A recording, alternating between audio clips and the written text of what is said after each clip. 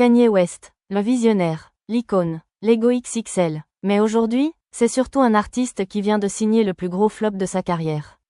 Son album Donda 2 est enfin dispo sur les plateformes après 2 ans d'attente. Et le verdict est sans appel, c'est un crash en règle. Seulement 5900 ventes en première semaine. Oui, tu as bien entendu. Même ton rappeur local en autoprod a fait mieux cette année. Mais alors, comment un monstre sacré du rap peut tomber aussi bas? Erreur stratégique? Panne d'inspi? Ou coup de génie déguisé? On décrypte tout. Bienvenue sur Shérif du rap.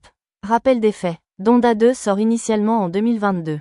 Mais pas sur Spotify, ni Apple Music, ni même YouTube.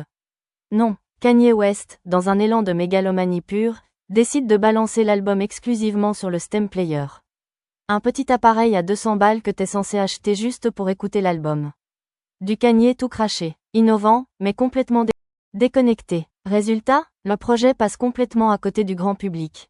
Presque personne ne l'écoute, à part quelques fans hardcore, et des youtubers curieux. Et puis silence radio. Pendant 2 ans. Et là, fin avril 2025, surprise. L'album réapparaît comme par magie sur toutes les plateformes. Mais sans promo, sans teaser, sans un mot. Kanye balance ça comme une story oubliée.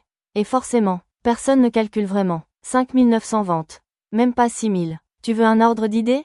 Son précédent album, Donda, avait fait 309 000 ventes en première semaine. Là, on parle de 50 fois moins. Du jamais vu pour Kanye West depuis que le streaming existe. Et si on élargit sur une semaine complète? À peine 21 000 ventes estimées. À ce stade, même Jules en sortie surprise lui met une fessée.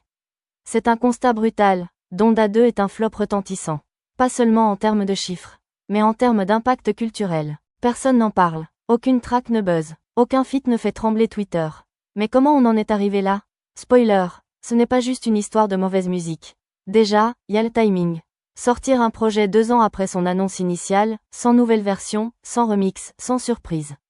C'est comme offrir une part de pizza froide à ton rencard. Ensuite, y a le contexte. Depuis des mois, Kanye est plus connu pour ses polémiques que pour ses prods. Tweet borderline, provocation religieuse, accusation grave. Il s'est mis à dos une grosse partie du public et de l'industrie. Ajoute à ça une absence totale de communication, pas de clip, pas d'interview, pas de live. Même les fans hardcore étaient perdus. Mais faut pas enterrer Kanye trop vite. Parce que certains pensent que tout ça, c'est calculé. Donda 2 ne serait qu'un brouillon, un ballon d'essai. Un faux flop pour tester la température avant de sortir Bully, son prochain album, annoncé pour juin 2025. Et connaissant Ye, c'est possible. Le mec a déjà fake un album gospel, vendu des chaussures trouées à 400 balles, et fait défiler des enfants en tenue de prisonniers pour parler de liberté créative. C'est le roi du chaos organisé. Et si Donda 2 était juste un levier marketing pour faire du bruit avant le vrai retour? Alors, est-ce qu'on vit la fin de Kanye West? Ou est-ce juste un nouveau chapitre incompris d'un génie torturé? Difficile à dire. Mais une chose est sûre, Donda 2 est passé inaperçu. Et ça, c'est inédit dans une carrière aussi bruyante que celle de Kanye. Mais attention, avec Kanye, tout peut changer en une phrase, un post Insta, ou une punchline virale.